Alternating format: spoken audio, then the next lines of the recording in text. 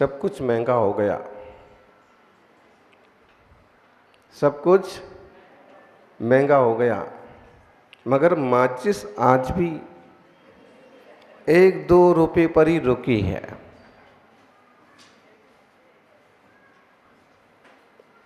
क्योंकि आग लगाने वालों की ज़्यादा कीमत नहीं होती है।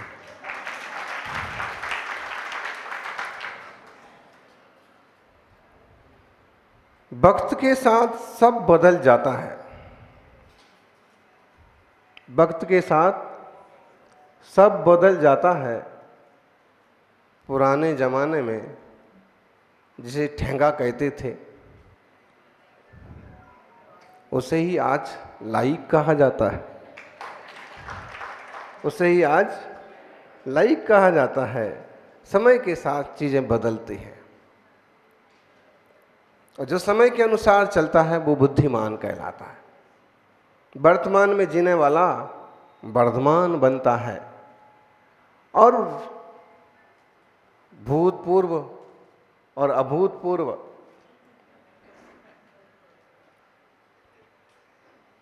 सोचता रह जाता है। वैसे निमंत्रण तो आपने सही दिया कि भगवान का कल महामंगलाभिषेक है और एक ग्रुप बनाया है कि हर रविवार को नई नई जिनालय में जाकर के और भगवान जिनेश्वर की मंगल अभिषेक किए जाएंगे।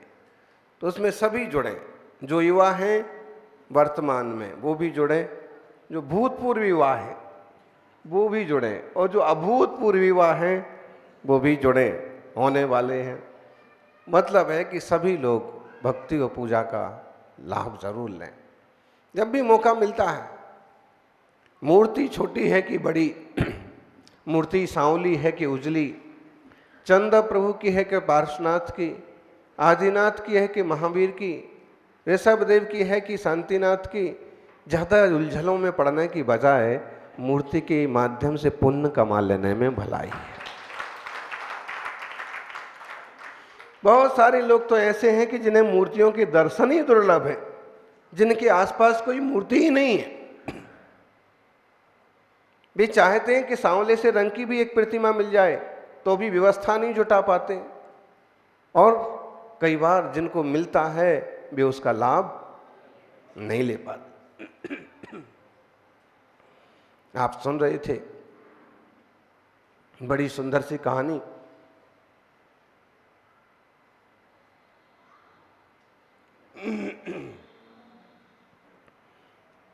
पिता और गुरु किस ढंग से सोचते हैं, और ये भी उतनी बड़ी सच्चाई है कि गुरु का जिनके सर पर हाथ होता है, गुरु का जिनके सर पर हाथ होता है, उनका दुनिया में हमेशा ऊंचा माथ होता है।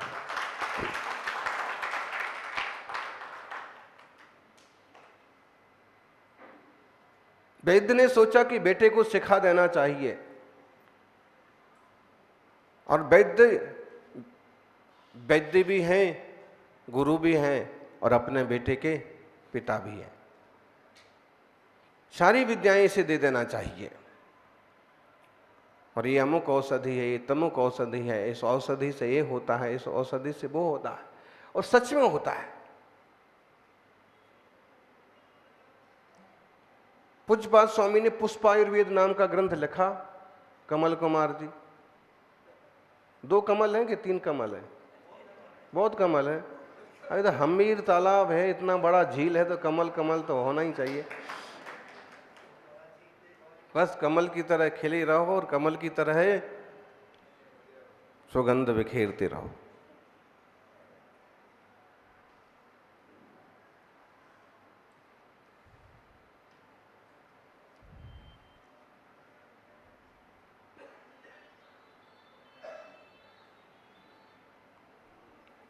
हर चीज की अपनी एक वैल्यू होती है। जरा सी वनस्पति भी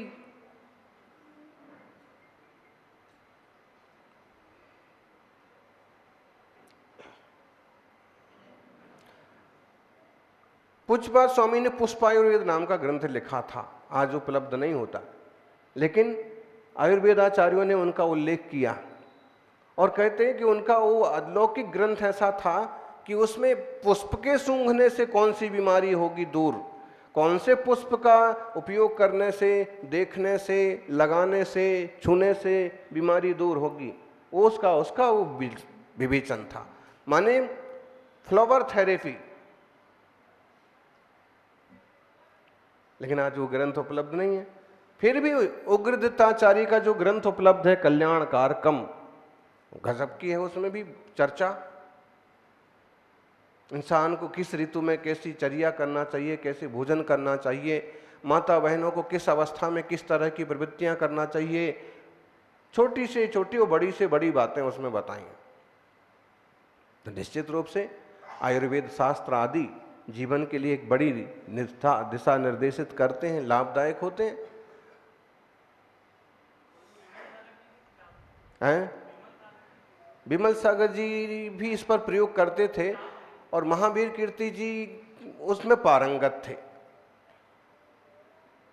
आचार्य महाराज के जीवन का एक प्रसंग है कि काफी तेज सिर दर्द हो रहा था और प्रवचन करने की भी क्षमता नहीं थी। लेकिन जब लोगों ने कहा कि महाराज बहुत लोग बैठे हैं, चलिए थोड़ा तो चलिए, 2 मिनट बैठ करके आ जाइए। रास्ते से जा रहे थे, वो एक पौधा देखा उनको और पौधे पर लगे हुए फूल, उन्होंने श्रावक को इशारा किया कि जो पुष्प जमीन में गिर गए हैं उसमें से एक उठा लाओ। उसमें से एक फूल लाए और हमारी नाक के पास करो। नाक के पास किया तो उन्होंने उसकी सुगंध ली, गंध ली। 2-3 बार ऐसा करा और कहा चलो। फिर पूरा घंटे भर का प्रवचन उन्होंने सब लोगों को मार्गदर्शन दिया एकदम। श्रावक ने पूछा कि आप तो 2 मिनट बोलने के लिए तैयार नहीं थे, फिर 1 घंटे का प्रवचन। उन्होंने कहा कि मेरा सिर दर्द दूर हो गया। वो एक औषधि थी और उसके सूंघने मात्र से भी सिर दर्द दूर हो जाता है। तो इस टाइप की बहुत चीजें पता होना चाहिए हमें। पता नहीं होने से आसपास ही वनौषधियां रही आती हैं और उपयोग नहीं हो पाता है। पता नहीं होने से हम कीमत नहीं कर पाते हैं। हमारे घर में ही चिंतामणि रत्न रखा रहेगा और हम उसकी वैल्यू नहीं कर पाते। पता नहीं होने से मालूम पड़ा रिद्धिधारी मुनिराज आकर के चले गए और हम देखते रह गए। मालूम पड़ा एक बड़ा अवसर हमारे हाथ से निकल गया और हम जब मालूम पड़ा असलियत तो फिर पछताते रह गए। तो इस टाइप की चीजें बहुत बार होती हैं, चाहे वो औषधियां हों चाहे अवसर हों। सौभाग्यशालियों,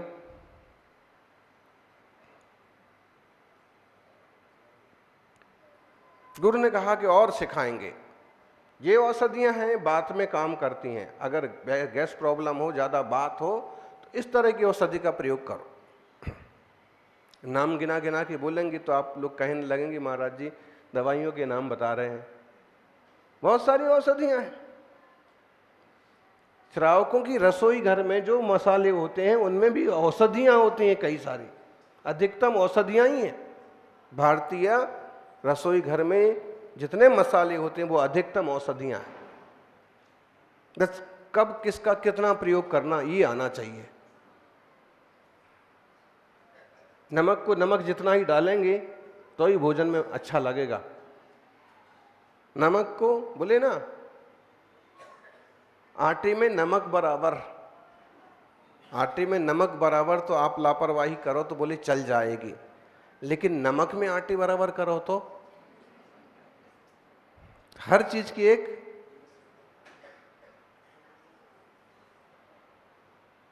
बोले बिना नमक के भोजन अच्छा नहीं लगता है। तो पाव भर साग में आधा किलो नमक डालो, फिर नहीं, हर चीज की एक। और मुझे लगता है कि रोटी में तो नमक डालना नहीं चाहिए। जब रोटी बनाते हैं ना, रोटी बनाते आटे में नमक कौन कौन डालता है?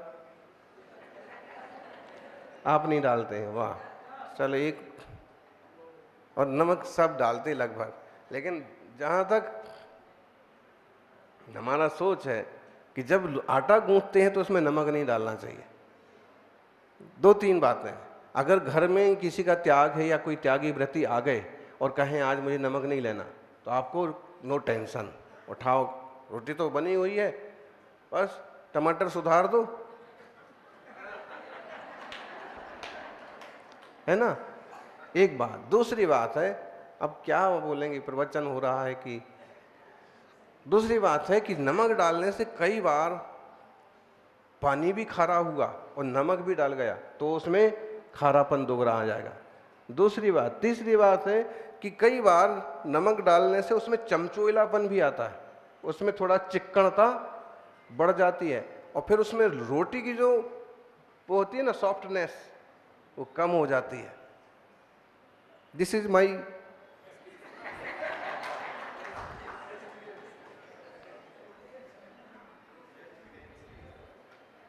थिंकिंग भी बोल सकते।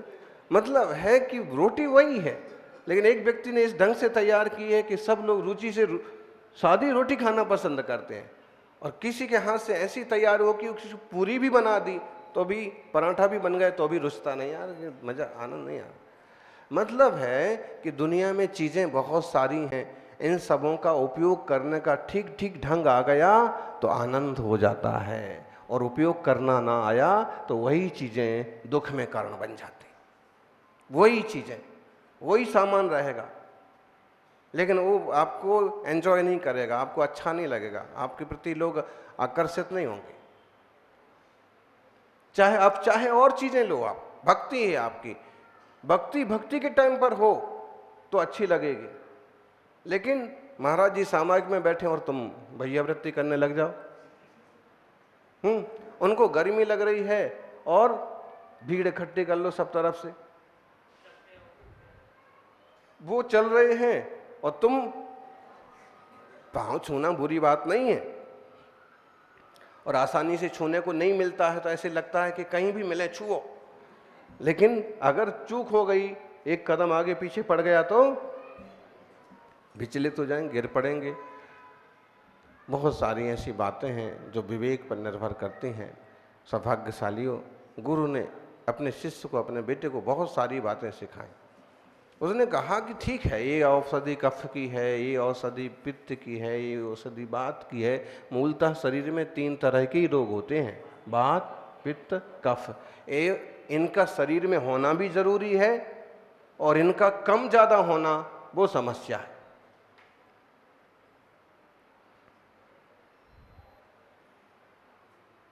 समाज में सब तरह के लोग होना जरूरी भी हैं, लेकिन वो कम ज्यादा हो जाएं तो फिर समस्या है। एक लिमिटेड हो सब जगह।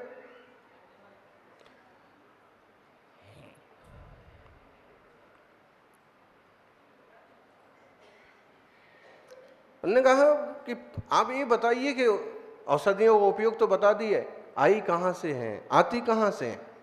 उन्होंने बताया कि देखिए ये अमुक पेड़ है, ये अर्जुन की छाल है, ये अड़ूसी का पेड़ है, तुलसी को सब लोग जानते हैं। बहुत सारी औषधियां बनाई और ऐसे कहते हैं नास्ति वृक्ष मनौषधम, कोई ऐसा पेड़ नहीं है जो औषधि ना हो, भले आप नहीं जानते।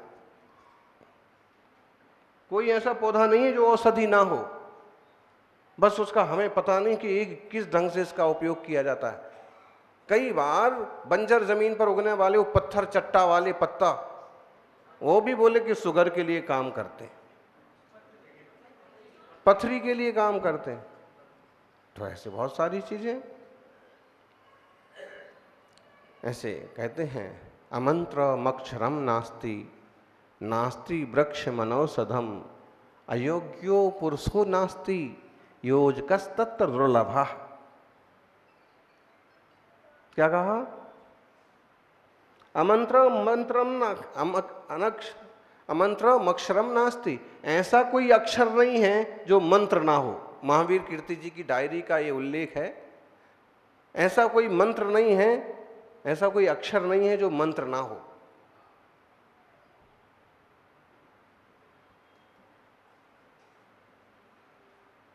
प्रत्येक अक्षर मंत्र है। नमोकार मंत्र तो महामंत्र है, इसलिए अक्षरों का दुरुपयोग नहीं करना चाहिए। बसंत में भी संत छुपा हुआ है और कमल में भी। भाई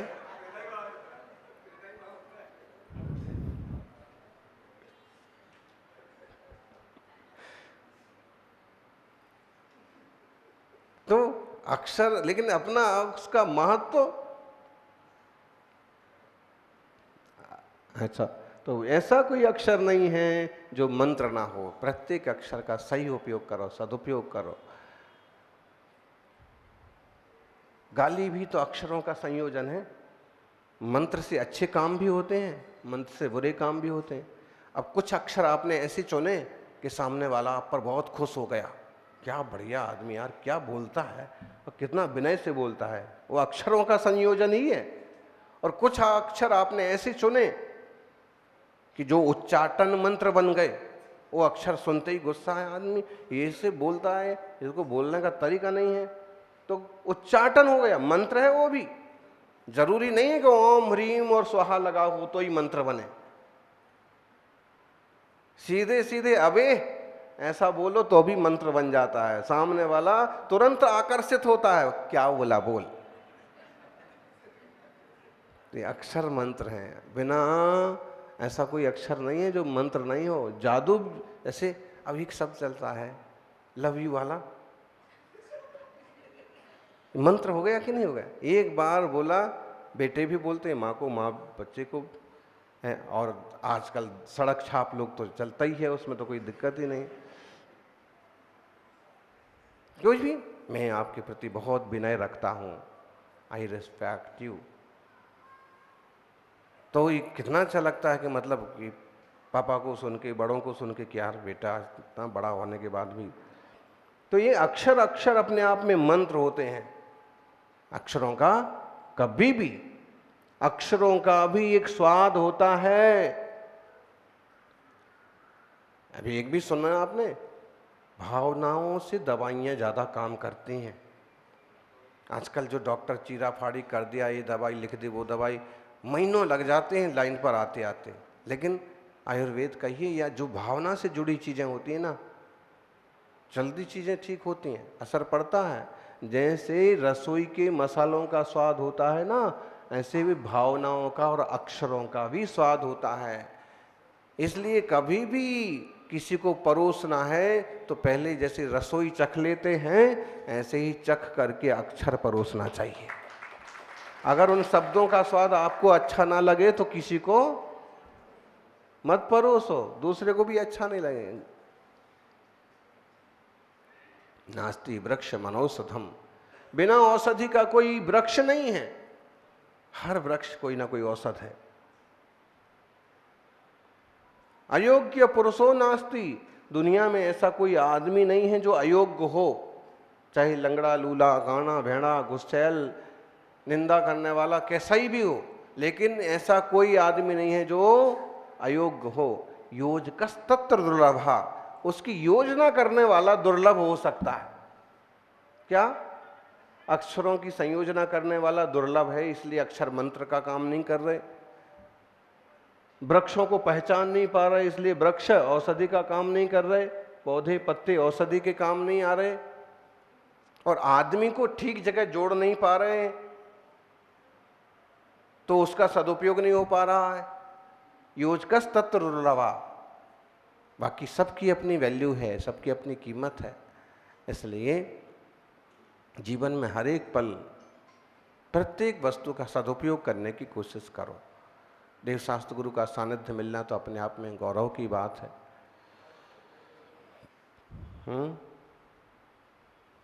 जिसके जीवन में संत है उसी का जीवन बसंत है।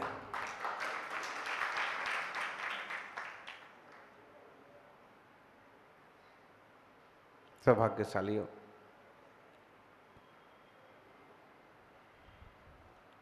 गुरु ने कहा, बेटे ये सारी औषधियां यहाँ खेतों से आती हैं, वन से आती हैं, कई बार मेड़ पर लगी होती हैं और कई बार पत्थरों के नीचे से जड़ें फोड़ करके निकलती हैं। और देखो कई औषधियां तो ऐसी गहरी और अंधेरी खाइयों में होती हैं। जब उसको खाई में उतरने के लिए कहा तो उतर तो गया, वो निश्चिंत रूप से खाई में खोज करता रहा। लेकिन गुरु परेशान हो गए, कहीं कोई सांप बिच्छू वगैरह ना हो, कहीं कोई ठोकर ना लग जाए। और जैसे ही बाहर आया तो उन्हें तो चिंता हो रही थी, बार बार पुकार रहे थे। और ऐसा होता है, गुरु सन्मति सागर जी महाराज ने हमको जैसे चतुर्मास आदि के निमित्त से बिहार भी करवाया, तो भी महीने 2 महीने में कोई ना कोई विश्वसनीय आदमी उनका आकर के 1-2 चक्कर लगा करके जरूर जाएगा। वो भले ये कहे ना कहे कि हम वहां से आए हैं, कि गुरु ने भेजा है, लेकिन एक एक चीज की जानकारी लेकर के और फिर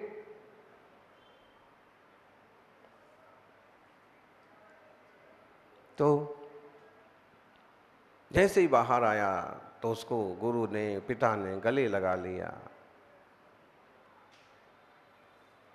इतनी अधीरता से गले लगा लिया कि उसने पूछा कि फिर पूछ भी लिया ठीक तो हो? तो उसने क्या जवाब दिया, और ये सत्य है, बोले जिसके माथे पर गुरु का हाथ है, शिष्य का हाथ है, उसको चिंता करने की, जिसके माथे पर गुरु का हाथ है, पिता का हाथ है, उसको चिंता करने की जरूरत। इसलिए श्राव को घर के माँ बाप, दादा दादी का यथायोग्य सम्मान करते रहना चाहिए। वो एक तरह से आपके लिए छाया का काम करते हैं। ऐसे गुरुजन, मुनिराज, त्यागी, व्रती, उनके प्रति हमेशा श्रद्धा भक्ति का भाव रहना चाहिए।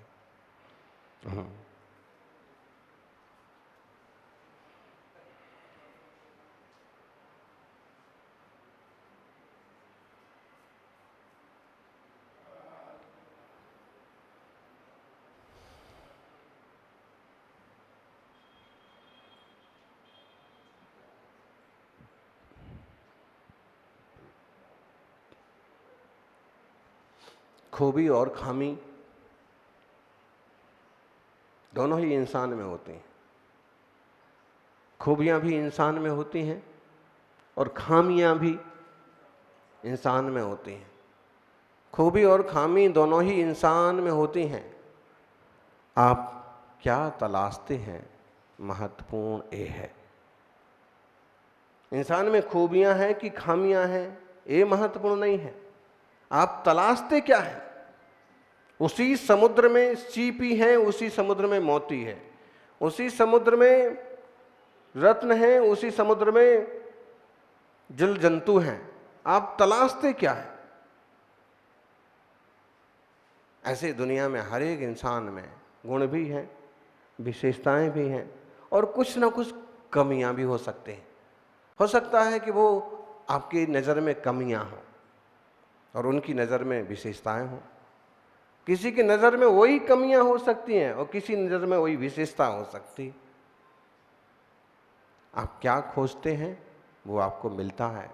हम खूबियां खोजेंगे तो हमें खूबियां मिलेंगी। ध्यान रखिए, किसी का दिल दुखाना, किसी का दिल दुखाना समुद्र में फेंके गए पत्थर की समान होता है। समुद्र में किसी का मन दुखाना समुद्र में फेंके गए पत्थर के समान होता है। वो पत्थर अंदर कितना गहरा जाएगा इसका अंदाजा लगाना मुश्किल होता है। बोल तो देते हैं आप, श्रीमती जी को पत्नी तो क्या है, क्या बोल दो, कुछ भी बोल दो, लेकिन कितने अंदर तक तकलीफ होती है, विकल्प होता है। दादाजी हैं, दादाजी, दादी जी, अब तो बुजुर्ग हो गए, अब क्या बोलेंगे अपने को, जो बोलना है अपन बोल दो, लेकिन वो कितना गहरे तक उनको दुख देगा। और फिर एक बात ध्यान रखिए, उन बद्दुआओं से डरें जो बोलकर नहीं दी जाती, जो बोल करके नहीं दी जाती हैं बद्दुआएं।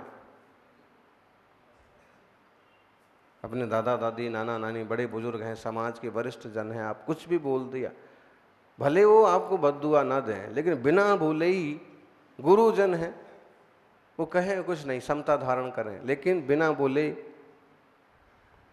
इसलिए जीवन में हर एक पल, कौन से पल कौन सा आश्रव बंद हो रहा है आपको पता पड़ रहा है? बोलो ज्ञानी। हर समय असंख्यात कर्म आ रहे हैं, अनंत कर्म स्कंध आ रहे हैं, हर समय कर्म बंध चालू है, हर समय कर्म की निर्जरा चालू है। निर्जरा चालू है तो उसका तो कुछ ना कुछ वेदन हो रहा है, लेकिन बंद हो रहा है उसका तो हमें पता नहीं पड़ रहा है, और हर समय हो रहा है। ऐसे में हर पल सावधान रहने की जरूरत है कि ऐसा कोई कर्म ना बंध जाए कि उदय में जब आए तो चीखना पड़ जाए। किसी निमित्त से भी हो सकता है। देवशास्त्र गुरु तो बहुत बड़े निमित्त हो गए। आपका अपना परिवार, आपका अपना समाज, आपका अपना व्यापार, आपकी अपनी क्रियाएं, हर पल तो चल रहा कुछ ना कुछ। ऐसे में अपन जिनवाणी माता से इतना सीख लें कि बहुत सारे झंझट से हम बचें। अपना शांत और शालीन जीवन जितनी सेवा भक्ति करते बने करें, नहीं तो अपने में मगन रहें।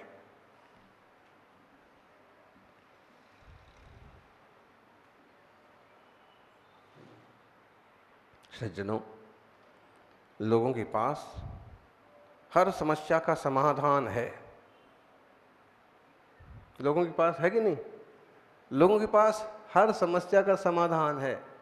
बस शर्त इतनी सी है, समस्या दूसरे की होना चाहिए। बिल्कुल, आपको जरा सा सिर दर्द चालू हो जाए, आपको यहीं 5-25 वैद्य मिल जाएंगे, ये लगाओ, ये खाओ, ये लाओ, वो करो। अच्छा,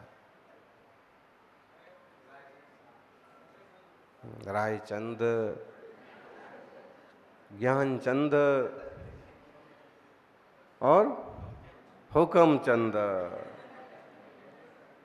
और सबकी अपने अपने मौके पर सबकी अपनी अपनी कीमत भी है। और बेमतलब अपनी इन चीजों का उपयोग करने तो कोई मतलब भी नहीं।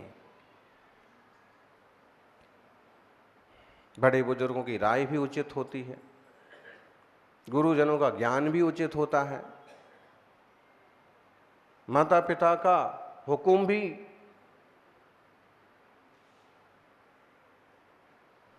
और जब अनुचित रूप से इसका प्रयोग किया जाता है तो लोग बोल देते, भैया मुझे ना रायचंद की जरूरत है, ना मुझे ज्ञानचंद की जरूरत है, ना मुझे हुकुमचंद की जरूरत है।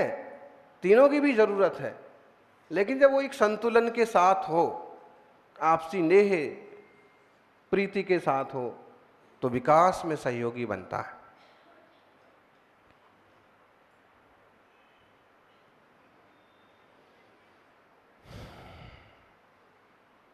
जिंदगी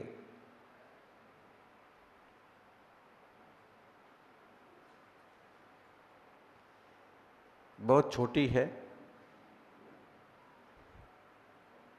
जब सुख रहते हैं तो जिंदगी बहुत छोटी लगती है, और जब कोई तकलीफ आ जाए तो, जब पिक्चर देखते हैं तो 2.5 घंटा ऐसे निकल जाता है, लेकिन प्रवचन सुनते हैं तो कई बार आधा घंटा निकालना भी। फिर भी जो लोग डटे रहते हैं, निश्चित रूप से वो श्रद्धालु भक्तिवान उतनी देर और पाप से बचे रहते हैं। देखो, देवशास्त्र गुरु के चरणों में कुछ मिले ना मिले, ऑटोमेटिक ये चीज तो आपको मिलती है कि दुनियादारी के झंझट से उतनी देर बचे हैं, बाहर की झकझक से, किलकिल से आप बचे हुए हैं। तो ये सबसे बड़ा लाभ है। तो जिंदगी बहुत छोटी है, इसे ऐसे लोगों के साथ बिताएं जो आपको आगे बढ़ाएं, आपको महसूस कराएं कि आप उनके लिए बहुत कीमती हैं। आपकी कीमत ना हो और उन लोगों को आप वक्त दें, उन लोगों के साथ रहें, तो क्या मतलब निकलेगा फिर?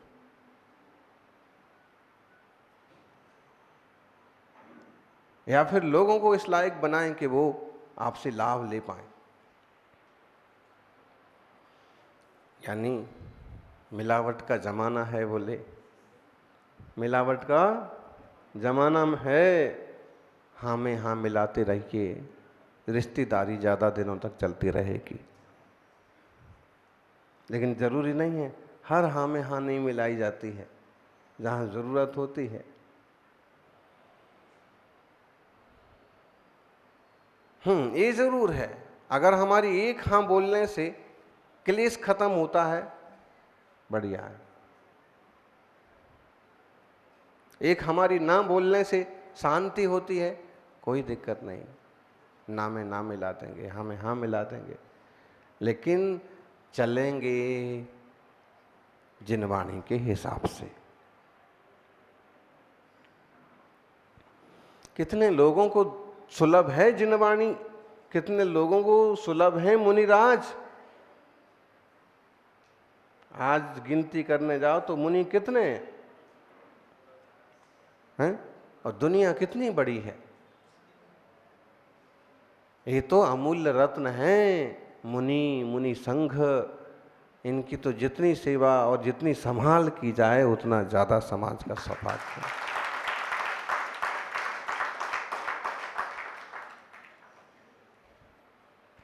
महंतमणो महतेच्छु, बयान सारू का। अब भाई उनने किताब छपवाई तो एक श्लोक तो पढ़ना भाई बनता है।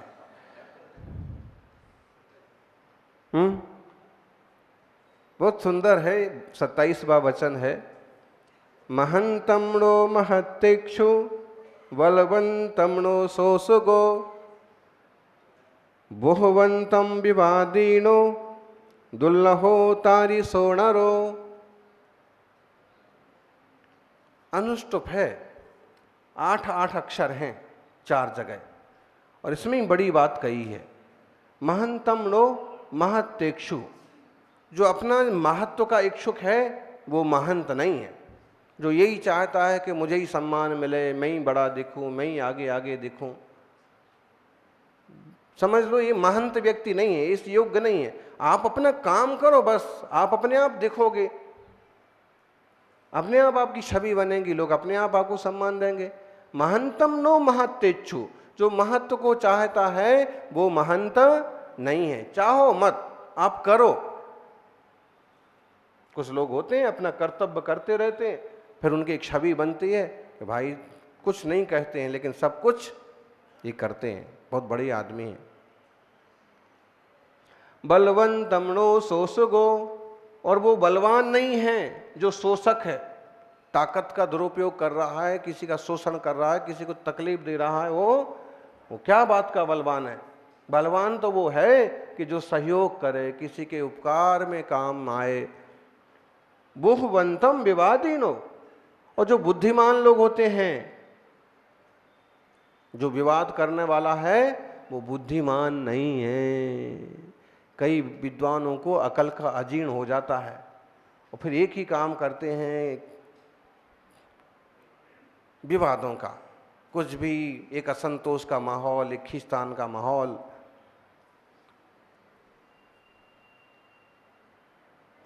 ठहरे हुए पानी में कंकर न डार, मालूम है आप लोग? गाइए, सुनाइए जरा।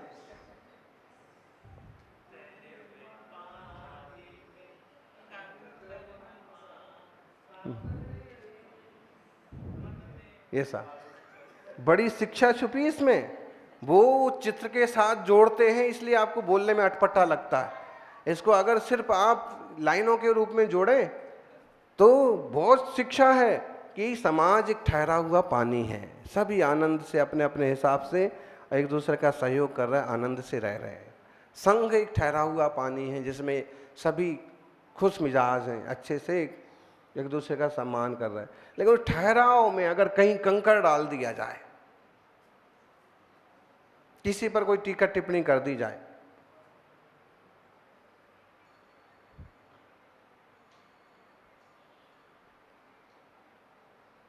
हलचल पैदा हो जाएगी। अच्छा, समाज में कोई अस्वस्थ पड़ जाए, कोई जिम्मेदार व्यक्ति बीमार पड़ जाए, हलचल पैदा हो जाएगी। तो ये भी बहुत जिम्मेदारी वाली बात है। बहुवंतम विवादीनो, जो बुद्धिमान है वो विवादी नहीं होगा, और जो विवाद करेगा वो बुद्धिमान नहीं होगा। तुम किस चीज के बुद्धिमान हो? गुरु महाराज एक दो उदाहरण सुनाते थे।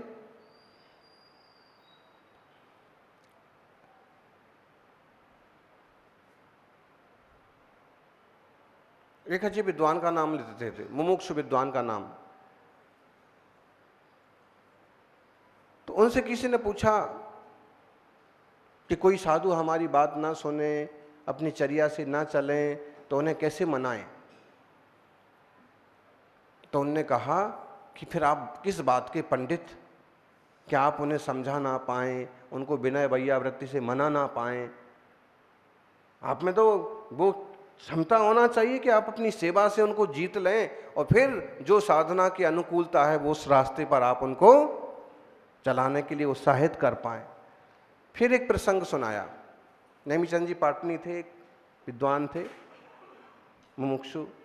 उनका एक पुराना प्रसंग सुनाया कि बोले आगरा में कोई मुनिराज आए और पता नहीं उनको अकेले ही होंगे, तो जहाँ चौका लगता था वहाँ चौके के आजू बाजू में जाके बैठ जाते थे, एक तरह से इंतजार करना कि कब इनकी सीटियाँ बजना बंद हों।